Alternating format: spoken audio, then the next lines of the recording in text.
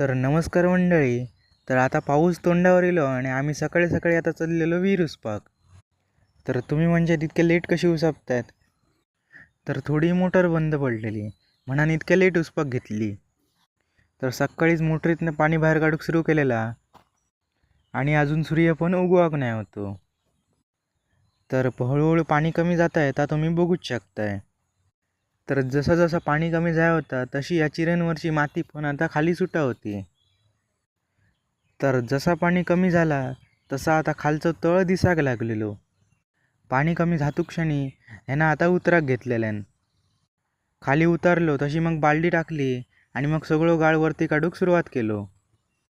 तर ह्या विहिरीत गणपती विसर्जन करतात म्हणून थोडी जास्त माती असता.